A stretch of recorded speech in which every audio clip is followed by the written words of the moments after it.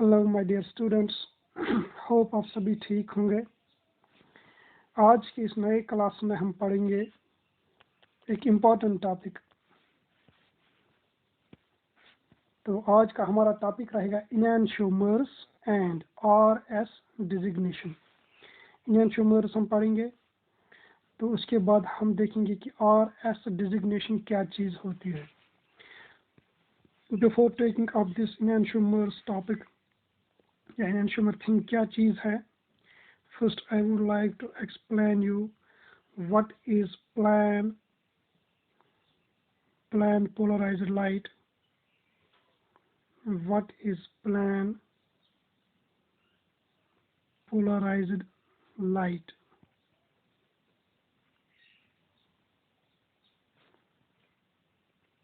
PPL.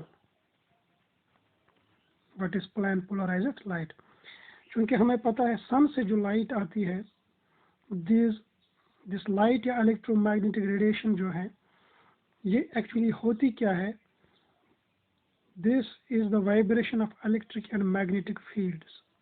Electric और magnetic field vibrate हो रहे हैं। इलेक्ट्रोमैग्नेटिक रेडिएशन और कुछ नहीं होती है, simply the vibrating electric and magnetic field, EMF, electromagnetic field जो वाइब्रेट कर रहा होता है। वाइब्रेट मीन्स एक वेव की हालत में आ रहा है। सपोज ये लाइट आ रही है हमारी सन से आ रही है हमारी ओर। ये किस चीज़ की बनी हुई है? Electromagnetic field. And this electromagnetic field हमें याद रखना चाहिए, it is vibrating in every direction या in every plane। इस तरह से इसमें इलेक्ट्रोमैग्नेटिक फील्ड है जो कि हर एक डायरेक्शन में इसकी वाइब्रेशंस मौजूद है। ये यहाँ से आ रही है, समझो यहाँ पे सन है, तो यहाँ से आ रही है ये लाइट की एक बीम हमने छोटी सी दिखाई। तो इसमें हम क्या देखते हैं? It is an electromagnetic field vibration. अब ये इलेक्ट्रोमैग्नेटिक फील्ड जो है ये वाइब्रेट हो रहा है हर एक डायरेक्शन में, एवरी डायरेक्शन, जो भी आप सोचेंगे एवरी प्लान में। इस लाइट को हम कहते हैं ऑर्डिनरी लाइट, यानी जो वहाँ से सन से आती है, सिंपली इसको क्या कहते हैं? Ordinary light. अगर हम इस लाइट को पास करवाते हैं थ्रू निकोल प्रिज्म, निकोल एक साइंटिस्ट का नाम था, उसी के नाम पे इस डिवाइस का नाम रखा गया है निकोल प्रिज्म। एक प्रिज्म होता है जो हम देखते हैं क्लास 9-10 में, उसी तरह की एक चीज़ है, इससे थोड़ा डिफरेंट है। तो क्या देखा गया है? ये जो हम देख रहे हैं कि एवरी डायरेक्शन में इलेक्ट्रोमैग्नेटिक फील्ड्स हैं, ये सारे के सारे फील्ड्स, इलेक्ट्रोमैग्नेटिक फील्ड्स कट हो रहे हैं और हमारे पास सिर्फ एक ही डायरेक्शन में बचता है इलेक्ट्रोमैग्नेटिक फील्ड। यानी अभी जो इलेक्ट्रोमैग्नेटिक फील्ड हर एक डायरेक्शन में था यहाँ पे, अब यहाँ पे आप देखिए सिर्फ एक डायरेक्शन में। This is called as plane polarised light. यानी पोलराइज मीन्स इसकी सारी वाइब्रेशंस को ख़त्म किया गया है और सिर्फ एक प्लेन में रखा गया है, दैट इज प्लेन। यहाँ पे जो पहला P है, ये प्लेन जिसका मीनिंग है, it means that this vibrations of electric and magnetic field are present in only one direction. ये हो गया plane polarised light. So what is the difference? Ordinary light is having, you can write down, ordinary light is having electromagnetic field vibrations in every possible plane, yeah, in every plane, while as plane polarized light is having this electric and magnetic field only in one plane। आगे बढ़ते हैं। ऐसा देखा गया है कि कुछ compounds होते हैं हमारे पास, कुछ केमिकल स्पीशीज होते हैं जो क्या करते हैं? They rotate the plane of polarised light. They rotate the plane of polarised light when passed through them. यानी मैं आपको ऐसे समझाऊंगा, कुछ कंपाउंड्स ऐसे हैं, अगर हम उनका एक सोल्यूशन बनाएंगे, उस सोल्यूशन में से हम पास करेंगे ये लाइट, कौन सी? PPL, plane polarised light. वहाँ जब वो बाहर निकलती है, तो बाहर निकल के ये देखा गया है, ये सारे कंपाउंड्स की बात नहीं है, सिर्फ कुछ कंपाउंड्स ऐसे हैं। तो बाहर निकल के क्या देखा गया है कि ये जो प्लान इसका था, फॉर एग्जांपल ये प्लान अभी इस तरह था, जब हमने इस पे इसको इस सोल्यूशन पे डाला तो इस तरह से था, लेकिन देखा गया है कुछ कंपाउंड्स में कि जब ये लाइट वहाँ से सोल्यूशन से बाहर निकलती है तो ये प्लेन जो है ये रोटेट हुआ होता है, या तो ये इस तरह से रोटेट हुआ होता है राइट की ओर, और या तो ये इस तरह से रोटेट हुआ होता है लेफ्ट की ओर। लेकिन जब यहाँ से आया था तो कैसे आया था, बिल्कुल इस तरह से खड़ा, यानी वर्टिकल हमने दिखाया था, एक वर्टिकल प्लेन में लाइट, यानी जो यहाँ से लाइट आ रही थी इसका जो इलेक्ट्रिक एंड मैग्नेटिक फील्ड है वो हमने वर्टिकल डायरेक्शन में इस तरह दिखाया था। लेकिन जब इस सोल्यूशन से पास होकर बाहर निकलती है फिर हम इसको देखते हैं किसी इंस्ट्रूमेंट के नीचे जो हमें इसका प्लान दिखाता है, पोलैरोमीटर, बाकी चीज़ जो आप ग्रेजुएशन में इंशाल्लाह देखेंगे।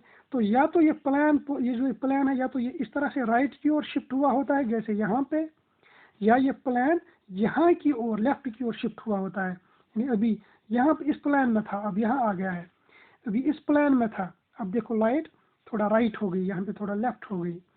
ऐसे कंपाउंड्स को हम कहते हैं ऑप्टिकली एक्टिव कंपाउंड्स। याद रखिए, note down, these are called as optically active compounds। तो क्या है optically active compounds? These are some compounds which can rotate the plane of polarized light। ये polarized light जो है इसका electromagnetic field इस plane में है, either to right or to left। Such compounds are called as optically active compounds, and this phenomena is called as optical activity। This is called as optical activity। तो optical activity आप लोगों को क्या समझ आ गई? It is a property in some materials, in some compounds, by virtue of which they can rotate the plane of polarized light। ऐसे compounds को हम कहते हैं optically active compounds, और इस phenomena को हमने क्या बोला? optical activity। So you can write down, क्योंकि मैं बोलता हूँ आप साथ साथ लिखा करो। It is the property by virtue of which a compound rotates the plane of polarized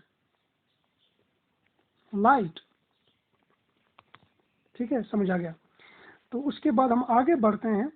जो कंपाउंड्स इस लाइट को राइट डायरेक्शन में यानी दाईं जानिब रोटेट करते हैं उनको हम नाम देते हैं dextro rotatory. We call them as dextrorotatory। Hope you understand it। यानी वो वाले कंपाउंड जो इस लाइट को कहाँ धकेल देते हैं? राइट साइड में, यानी ये वाले, इनको हम कहेंगे डेक्स्ट्रो। इनको हम क्या कह सकते हैं? These are dextro। You write down those compounds which rotate this plane to right are dextro। और जो लेफ्ट की ओर करते हैं, यानी इस वाली एग्जांपल में जो हुआ है उनको हम कहते हैं लीवो रोटेटरी। LEAVO, laevo. बाकी सारा same, ROTATORY, rotatory, laevo rotatory. तो दो फॉर्म्स होते हैं ऑप्टिकली एक्टिव कंपाउंड्स के, या तो ये डेक्स्ट्रो होगा जिसको हम स्मॉल d से डिनोट करते हैं, या तो ये लीवो होगा, उस रूप में हम इसको क्या करते हैं? Lower case l। Lower case l mean small l, यहाँ पे क्या है? Lower case d। So it can be either dextrorotatory or levorotatory। If it is dextrorotatory and if it is d form, small d यहाँ पे मैं लिख रहा हूँ, तो उसका जो एंगल ऑफ रोटेशन है उसके सामने हम प्लस साइन लगाते हैं। What does it mean? Suppose light आ रही थी इस डायरेक्शन में, जब हमने इसको पास किया कहाँ से? ऑप्टिकली एक्टिव कंपाउंड से, ओ ए, ऑप्टिकली एक्टिव कंपाउंड से, तो ये रोटेट हो गई राइट को इस तरह से। इसका अपना प्लान था जो मैंने डैशड लाइन में बनाया है, इसको मैं डिफरेंट कलर से बनाऊंगा। ये इसका ओरिजिनल प्लान था, इसमें था, लेकिन अब ये राइट की ओर डिफ्लेक्ट हो गई है। ये एंगल जो इसने बनाया, ये वाला एंगल अपने ओरिजिनल प्लान के साथ, यानी अब जो लाइट जिस डायरेक्शन में है, यानी इस और इस लाइन के बीच में जो एंगल बना है इन दो प्लेन्स, इसको कहते हैं एंगल ऑफ रोटेशन। और डेक्स्ट्रो जो होते हैं, डेक्स्ट्रो कंपाउंड्स में सपोज अगर ये 20 सपोज कर इफ इट इज 30 डिग्रीज, तो हम उसके सामने प्लस साइन लगाते हैं। अगर आपने कभी बुक में देखा है +30 डिग्री एंगल ऑफ रोटेशन, तो आपको समझ आना चाहिए इट इज डी फॉर्म, क्योंकि डी फॉर्म जो होते हैं उनका एंगल ऑफ रोटेशन हम प्लस साइन से दिखाते हैं। इसके बरक्स अगर ये लीवो होगा और उसने इतना ही रोटेट किया होगा 30 टू लेफ्ट, 30 टू, तो उसके सामने हम लगाएंगे -30। सो लीवो रोटेटरी जो होते हैं उसका एंगल ऑफ रोटेशन जो होता है वो माइनस से दिखाते हैं। सो we can say in other words D and L forms are shown by plus and, उनका जो एंगल ऑफ रोटेशन है प्लस एंड माइनस।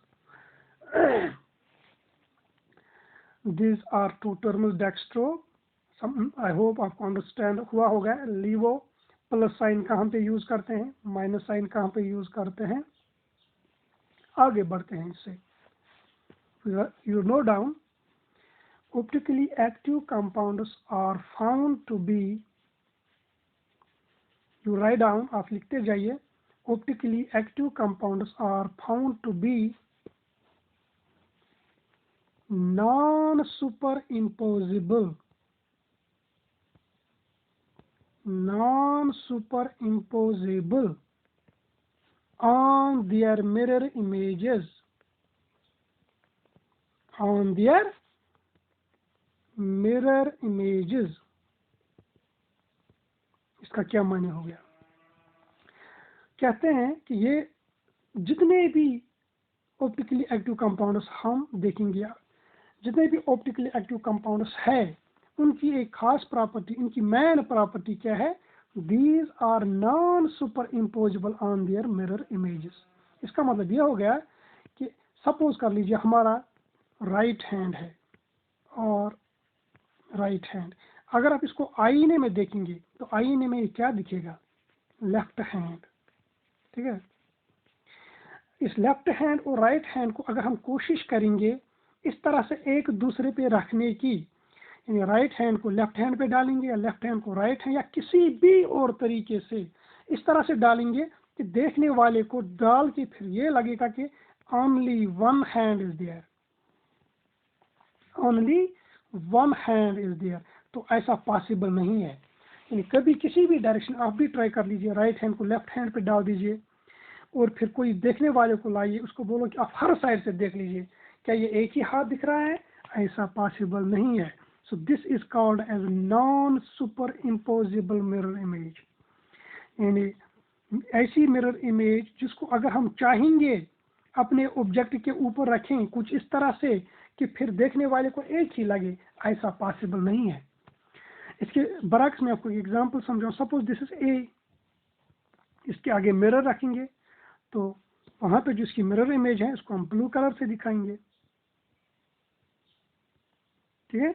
अगर हम इस मिरर इमेज को उठाएंगे और इसके ऊपर रखेंगे तो बिल्कुल जिस भी डायरेक्शन में देखने वाला आएगा, आगे से आएगा, पीछे से आएगा या लेफ्ट राइट से आएगा, ऊपर नीचे से देख, उसको एक ही दिखेगा। इन ये इसमें पूरा का पूरा समा जाएगा ये letter A. This is called as super imposable mirror image. This is what? Super imposable mirror image. तो अब आपको नॉन सुपर इम्पोजेबल और सुपर इम्पोजेबल में फर्क आया होगा।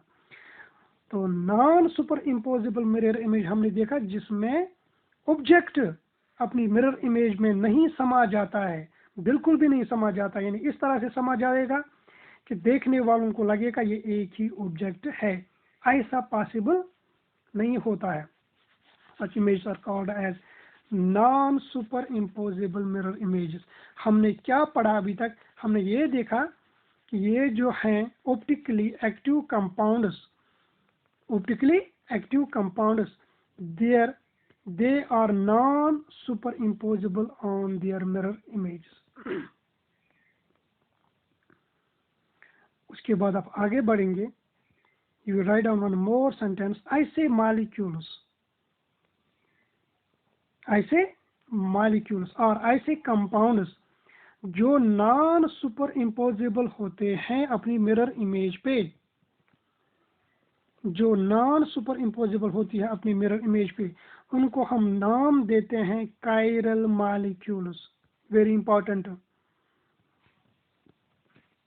ऐसे मॉलिक्यूल्स को कायरल कहते हैं। कैसे मॉलिक्यूल्स को? जो अपनी मिरर इमेज पे सुपर इम्पोज नहीं होते हैं।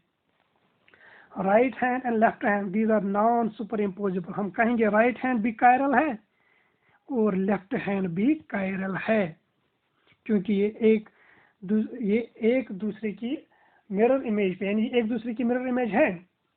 Right hand is not super imposable on its mirror image, so right hand is chiral.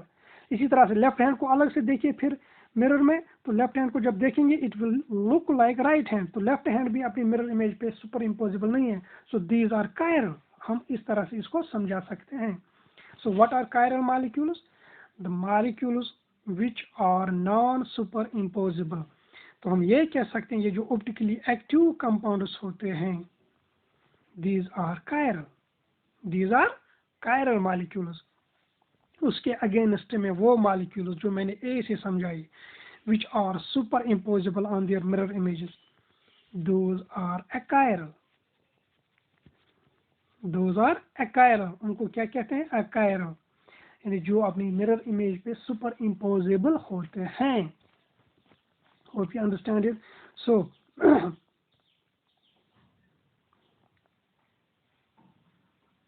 ऐसे molecules which are non super imposable on their mirror image, उनको मैंने क्या नाम दिया? उनको हमने क्या नाम दिया? chiral, and this phenomena is called as chirality, chirality। so what is chirality? यानी उस फिनोमेना, किस फिनोमेना को? the non superimposability of a molecule on its mirror image। write down, साथ साथ लिख लीजिए। non superimposability of a molecule on its mirror image, on its mirror image is called chirality। इसी को हम क्या कहते हैं? chirality। ऐसे ही मॉलिक्यूल्स को कहते हैं कायरल। सो वी कैन से, अगर हमारे पास सपोज कोई मॉलिक्यूल है, यहाँ पे कार्बन है, इसके यहाँ पे OH जुड़ा हुआ है, यहाँ पे क्लोरीन है, यहाँ पे इथाइल ग्रुप है और यहाँ पे प्रोपाइल ग्रुप है। सपोज कर लीजिए ये मॉलिक्यूल जो है it is chiral, it is chiral, यानी अपनी मिरर इमेज पे सुपर इम्पोज नहीं होता है। हम कहेंगे इस मॉलिक्यूल में कायरलिटी है, हम कहेंगे इस मॉलिक्यूल में कायरलिटी है। सो कायरलिटी क्या है? Is the phenomena of non superimposability of some substance, of some molecule, of some compound on its mirror image। अगर हम थोड़ा सा इसको सम करेंगे, हमने देखा पहले कि ये कंपाउंड्स जो होते हैं, जो पहले हमने PPL देखा, प्लान पोलराइज्ड लाइट, फिर हमने देखा कुछ कंपाउंड्स होते हैं जो इसके प्लान ऑफ वाइब्रेशन उसको रोटेट करते हैं इधर टू राइट और टू लेफ्ट, ठीक है। तो ये ओरिजिनल वाला प्लान था। ऐसे मॉलिक्यूल्स को हम कहते हैं optically active molecules, and this activity, this phenomena of rotating the plane of polarised light, इसको हम कहते हैं ऑप्टिकल एक्टिविटी। फिर देखा ये दो तरह के होते हैं, डेक्स्ट्रो एंड लीवो, जिसको हम D एंड L से डिनोट करते हैं।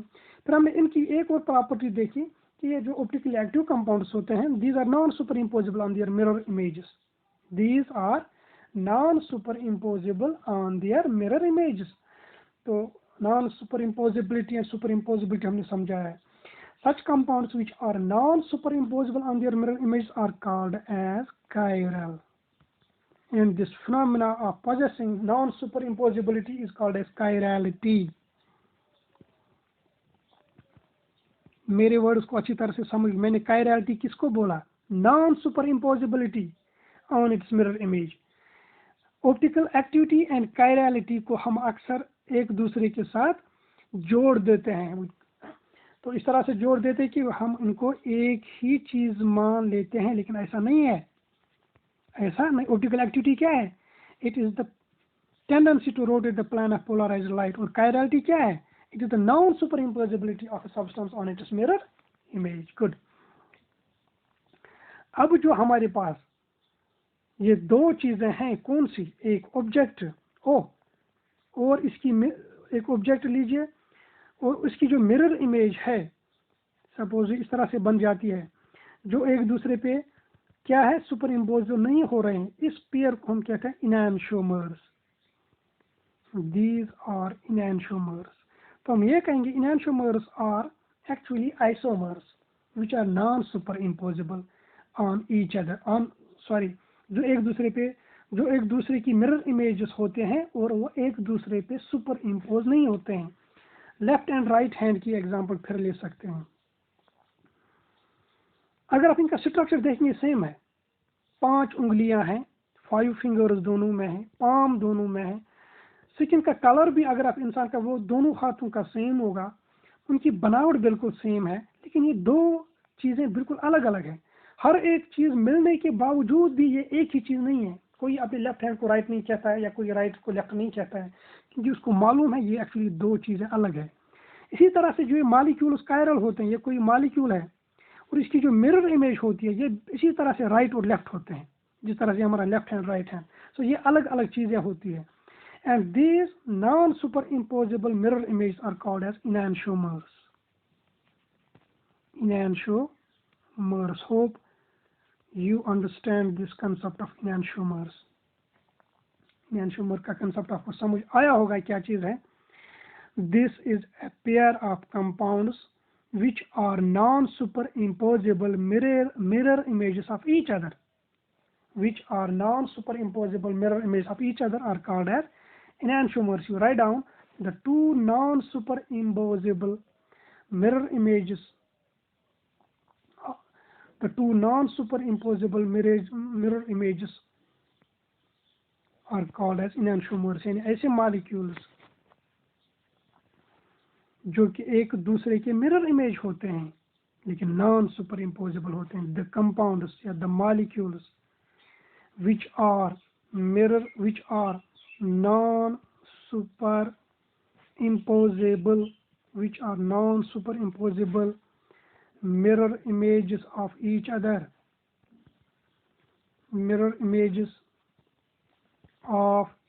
other are called as enantiomers। तो हम कह सकते हैं लेफ्ट हैंड या राइट हैंड जो एक दूसरे के non super imposable mirror image हैं, ये एक दूसरे, इनको हम कहेंगे enantiomers। लेफ्ट हैंड या राइट हैंड आर enantiomers। तो ये हो गया enantiomerism। इस फिनोमेना को हम कहते हैं enantiomerism, यानी बिल्कुल कायरलिटी जैसा चीज है, ठीक है, enantiomerism। तो यानी non super imposability of two mirror image on each other, उनको हम enantiomers कहते हैं। और इसी फिनोमेना को हम enantiomerism भी कहते हैं। कभी हम देखते हैं बुक्स में लिखा हुआ। आगे बढ़ते हैं। enantiomers को जानने के बाद, enantiomer चीज क्लियर करने के बाद enantiomers क्या होते हैं। You write down causes of chirality या cause of chirality हम लिखेंगे क्योंकि हमारे सिलेबस में सिर्फ एक ही पॉइंट यहाँ पे हम डिस्कस करेंगे। इस chirality का cause क्या होता है,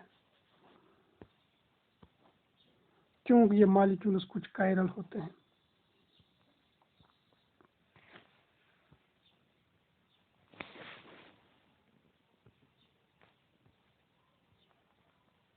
Cause there are many causes for a compound to be chiral। ये बात सबसे पहले याद रखनी चाहिए। यानी non super imposability on its mirror image के लिए बहुत से रीजंस होते हैं।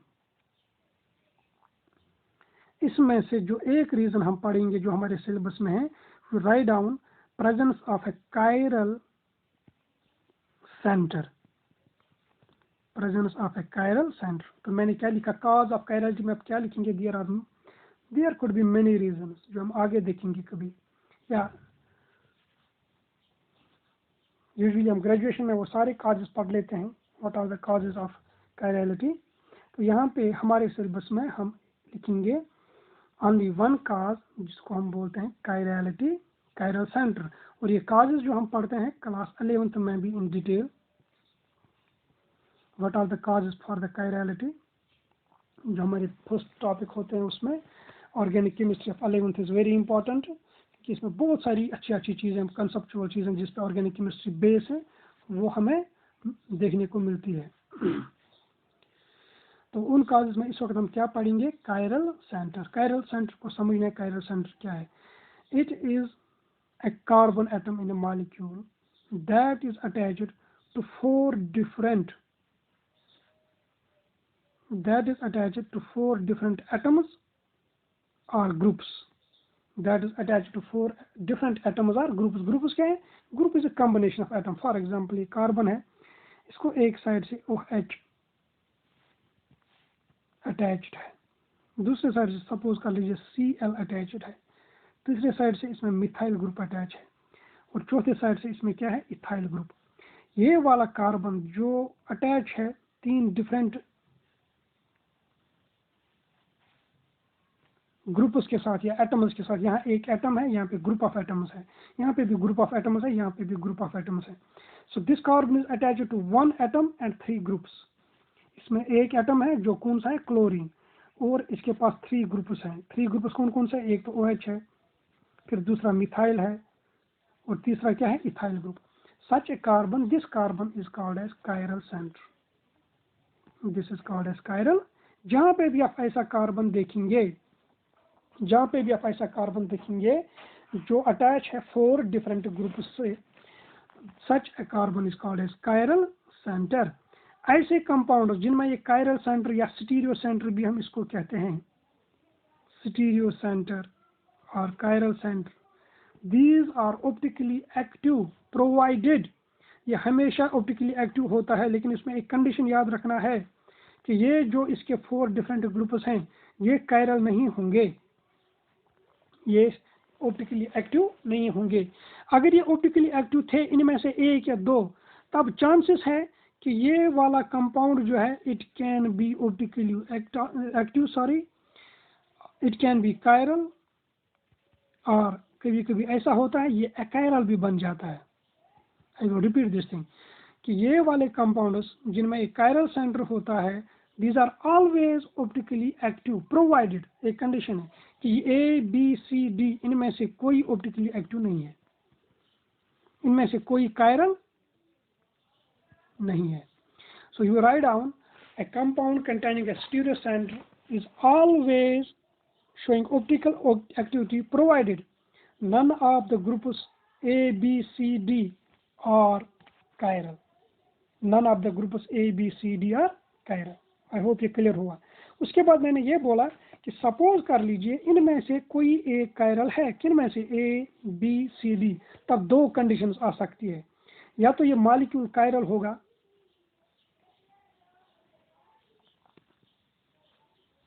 या ये जो इनमें से एक सेंटर कायरल था उस कायरल सेंटर की वजह से इस मॉलिक्यूल की कायरलिटी खत्म हो जाएगी और मॉलिक्यूल एज सच बनेगा अकायरल। इन दूसरा स्टीरियो सेंटर आने से एक और पॉसिबिलिटी बन जाती है कि मॉलिक्यूल अकायरल बनेगा।